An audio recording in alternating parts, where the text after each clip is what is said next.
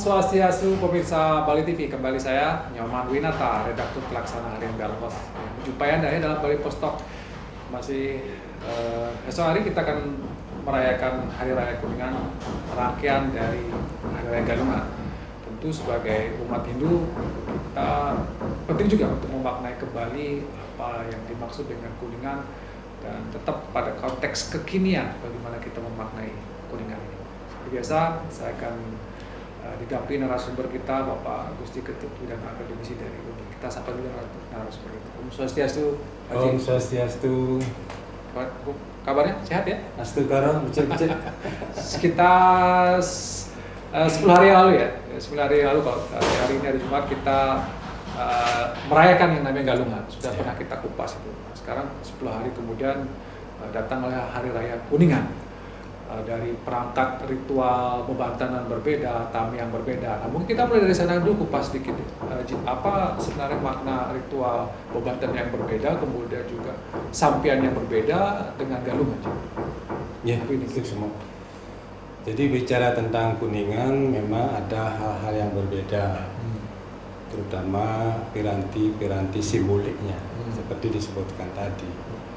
Tapi pada dasarnya Kuningan rangkaian dari Galungan. Hari Suci Galungan. Jadi 10 hari setelah Hari Suci Galungan tibalah saatnya Kuningan. Kita merujuk dulu Sundari Galuh.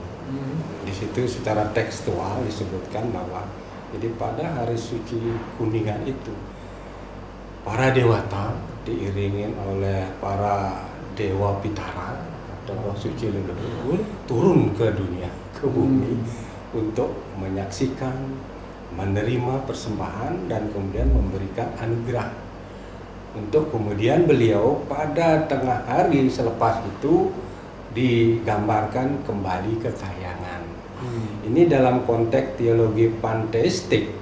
Jadi sistem teologi Hindu itu menggambarkan Tuhan itu tak ubahnya seperti raja yang diiringi oleh para patih, punggawa dan sebagainya. Ketika ada semacam undangan sajian, ini manusia kan sedang tanda petik mengadakan suatu ritual persembahan, sehingga para dewata turun diiringi para dewa Pitara dan sebagainya untuk menyaksikan, menerima persembahan dan kemudian memberikan anugerah. Selepas setengah hari balik lagi ke kahyangan.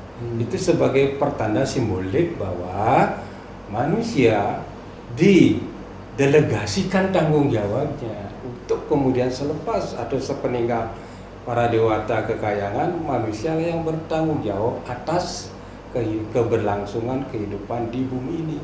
Karena itu lewat piranti-piranti simbolik yang dikatakan tadi itu kita ambil maknanya. Apa sebenarnya pesan makna dari piranti simbolik yang menjadi ciri khas Kuningan?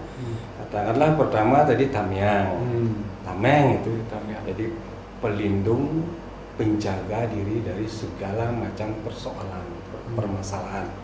Kemudian di situ juga ada ter. Ini semacam anak panah. Ini simbolis daripada bagaimana kita bisa menjernihkan pikiran, menajamkan pikiran, hingga ketika menghadapi persoalan, permasalahan kita bisa pecahkan dengan cerdas, tapi tetap bijaksana. Kemudian ada juga namanya endongan. Endongan itu berbentuk semacam tas, kompek atau dompet. Ini sebagai simbol wadah perbekalan. Artinya apa? Selepas sepeninggal para dewata kembali ke kahyangan, kita harus membekali diri, tidak saja secara material dengan kesejahteraan, tapi juga secara intelektual, jangan widya, dan jangan lupa bekal spiritual. Barulah terakhir ada simbol yang namanya sampian gantung, penolak segala malu, segala bandel. Sehingga dengan begitu dalam konteks memaknai ritual suci Kuningan, saya istilahnya kata kuncikan dengan melodi nang ning nung nang nong. Dengan bekal-bekal yang disebutkan tadi, mulai dari tamiang, ter, endongan, kemudian sampian gantung, itu adalah sebagai isyarat di mana kita harus melakukan prosesi. Satu, tenang. Ya. Apapun yang terjadi, persoalan apapun kita bersikap tenang. Dengan cara apa? Dengan menenangkan pikiran. Ningkan pikiran, sehingga dengan ningnya pikiran kita mengarah ke merenung. Kontemplasi. Bukan sekedar sajian materi. Barulah dengan begitu kita bisa meneng, degang, anteng, ya syukur-syukur bisa senang ya. Sampai akhirnya memuncak pada pencapaian nong, kembali ke kosong. Dalam konteks kosong, ya? Konteks filosofi Hindu disebut dengan sunyata. Jadi dari tiada, mengada, meniada. Jadi dari tidak ada, kosong, kemudian ada, kembali kepada kosong. Sung. Artinya apa? Pada akhirnya manusia perjalanan dalam rangka untuk menjalani kehidupan ini dengan berbekal dharma saat galungan, kemenangan dharma melalui simbol penjor. Di Kuningan ini perjuangan itu, tanda petik peperangan itu belum selesai. Ya, sehingga momentum Kuningan ini adalah kita membekali diri dengan simbol-simbol piranti simbolnya tadi untuk meneruskan proses perjalanan dalam kehidupan ini dengan berbekal dharma, sehingga apapun yang terjadi, wujud-wujud apapun yang kemudian menghalangi, menggoda dalam prim adharma, kita bisa atasi. Saya kira itu. Berarti kalau boleh dirangkaikan, ketika Galungan kita merayakan kemenangan dan mau merawat adharma gitu ya, Ci. Kemudian di Kuningan itu justru kita kemudian diingatkan kembali bahwa pertempuran belum selesai, perjuangan belum selesai. Kita harus punya ada tamengnya. Ya, dibekalilah lewat piranti simbolik yang harus diimplementasikan dalam behavioristik, perubahan perilaku, tidak hanya ritualistik ekspresif. Ya, itu. Jadi memang ini bagian dari sirkulasi tidak kemudian kan ada yang mengatakan masa kita setiap 6 bulan sekali merayakan kemenangan gitu. Kita udah menang, kalah dharmanya. Tapi di Kuningan kemudian kita diingatkan lagi bahwa ini perjuangan masih panjang, dan di situ juga ditekankan bahwa kita tidak lagi karena Dewata sudah kembali ke kayangan. Berarti manusia harus memperjuangkan diri sendiri. Ya.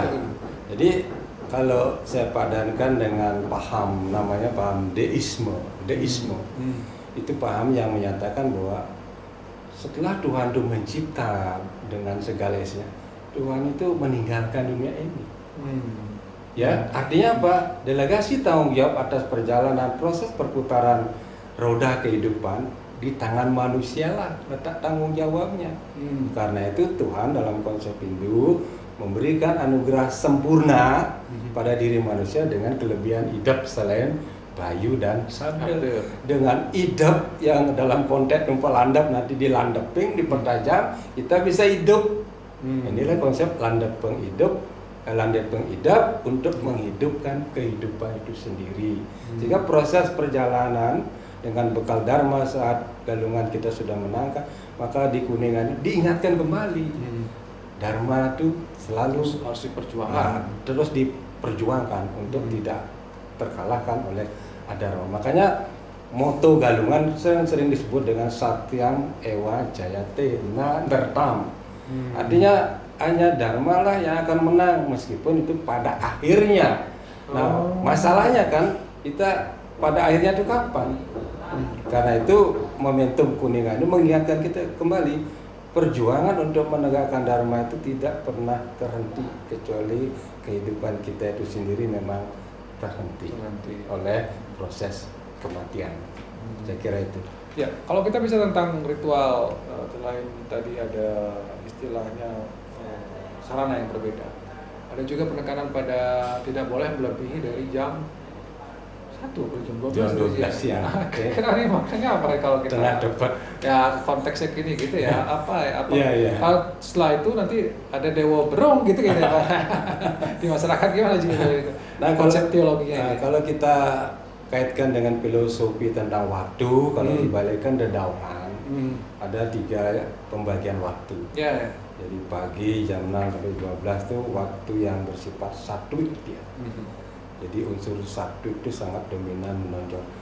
Lalu kemudian tengah hari menuju sore itu rajasik, sore menuju malam itu tamasik.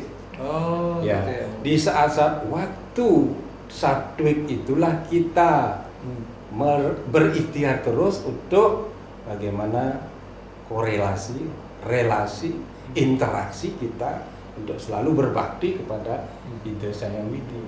Selepas itu nanti masuk ke waktu buta, waktu kala. Nah itu kegelapan yang akan meliputi diri kita, sehingga hal-hal yang benar bisa jadi dianggap tidak benar dan sebagainya. Oke. Saya kira. Sedikit tentang apa tadi, Ning dulu ya nih, Eji ya. Ning, Nang, ning, nang, ning, nang, ning. nang. Kita kayak bunyi musik gitu ya. Iya. Kira-kira dalam konteks kekinian masyarakat kita yang hiruk pikuk gitu ya, sibuk dan segala macam.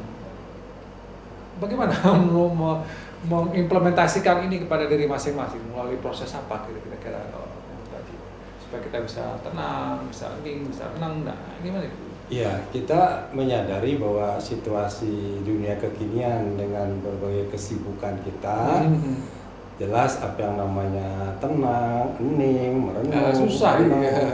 relatif susah. Tetapi ketika kita menjalankan sadhana, disiplin, apalagi kalau kita bergiat dalam yoga misalnya, itu bukanlah hal yang sulit. Karena yang namanya kita menyepikan diri tidak harus di hutan, tidak harus di tengah goa. Dalam ramai pun kita bisa merasa sepi, sunyi. Karena itu kembali kepada bagaimana kita untuk mengendalikan segala hal-hal yang mungkin mempengaruhi diri kita, terutama pikiran. Karena kendali pikiran itulah menjadi kata kunci dari yoga. Ya, cita niroti niroda, cita werti niroda. Jadi pengendalian pikiran itu menjadi kata kunci. Artinya ketika segala pengaruh unsur luar kita serap dan terkonsentrasi, saya kutipkan salah satu sloka di Bhagavad Gita Adhyaya 9, 3 sloka 34 disebut, di situ dinyatakan, pusatkanlah pikiranmu padaku, berbaktilah padaku, puja dan tunduklah padaku, kemudian mendisiplinkanlah dirimu, ya, dengan menjadikanku sebagai tujuanmu sehingga sampailah kamu padaku. Jadi kata kuncinya pusatkan pikiran untuk kemudian bisa sampai pada ide Sang Hyang Widi. Jadi intinya pada pengendalian pikiran. Iya, Karena pikiranlah yang lihat. pikiran yang sering Karena agak dibawakan susah dikendalikan gitu ya. Iya. Oke, sebagai closing statement di episode khusus kita berkaitan dengan bagaimana kita memaknai Hari Raya Kuningan, mempertegas kembali aja mungkin kepada pemirsa umat Hindu di Bali, apa yang mesti kita lakukan di Hari Raya Kuningan? Ya, dalam konteks Kiroto Boso ya, ngerasin bahasa itu, Kiroto bahasa. Iya. Kuningan itu kan sejatinya adalah keuningin. Kita itu diberitahu, diingatkan, diuningin gitu ya.